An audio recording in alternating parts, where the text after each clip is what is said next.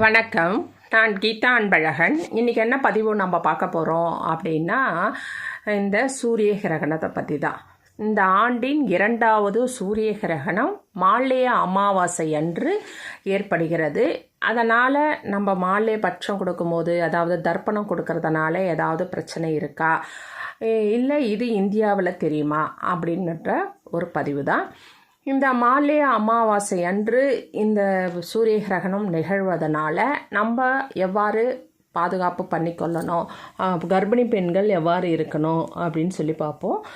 இந்த சூரிய கிரகணம் என்பது ரொம்பவும் முக்கியமாக பார்க்கப்படுகின்ற ஒரு விஷயம்.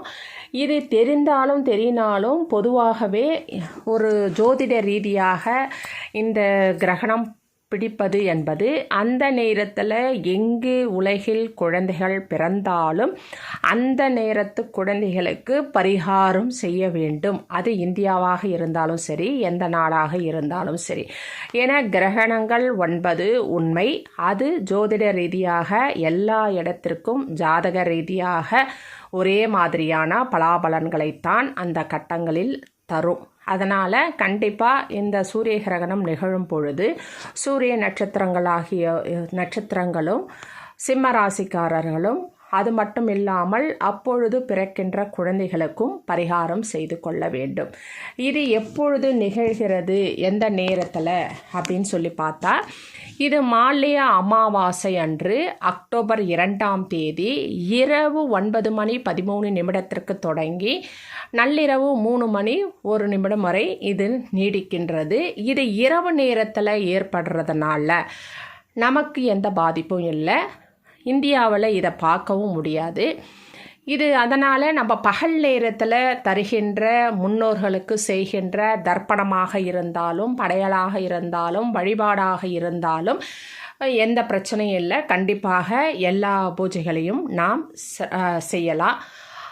இரவு நேரம் என்பதனால் நம்ம சைடில், அதாவது இந்தியாவில் இருக்கிறவங்க கண்டிப்பாக கர்ப்பிணி பெண்கள் அந்த நேரத்தில் வெளியே வரக்கூடாது. அதற்கு முன்னதாக 9 மணிக்கு முன்னதாகனா ஒரு 7 மணிக்கே அவர்கள் உணவருந்தி விட்டு எப்பொழுதும் இருக்கிற மாதிரி தான் எதுவும் நம்ம அந்த நேரத்தில் செய்யக்கூடாது.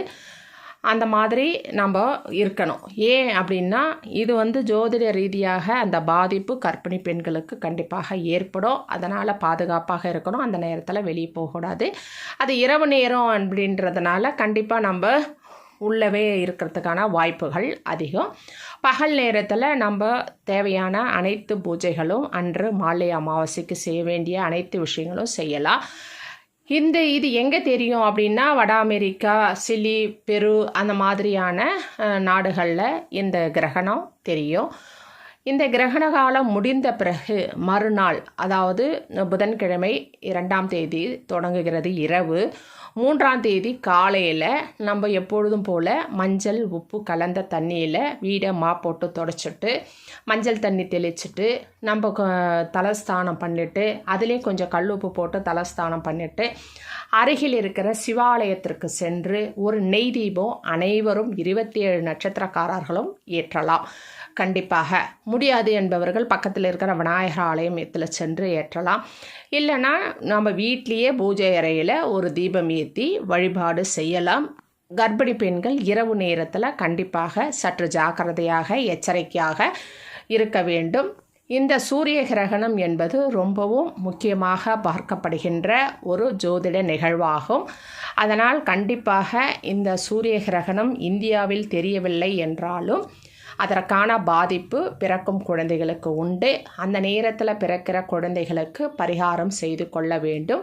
இந்த சூரிய கிரகணத்தினால நம்ம தர்ப்பணம் தருவதில் எந்த விதமான பிரச்சனைகளும் இல்லை. கண்டிப்பாக மாலைய அமாவாசை அன்று நம் முன்னோர்களுக்கு அனைவரும், அதாவது தர்ப்பணம் தரக்கூடிய வாய்ப்புள்ள அனைவரும் தர்ப்பணம் தந்து படையலிட்டு முன்னோர்களுடைய ஆசீர்வாதத்தை பெற்றுக்கொள்ள வேண்டும். சரிங்களா? நன்றி, வணக்கம், வாழ்க வளமுடன்.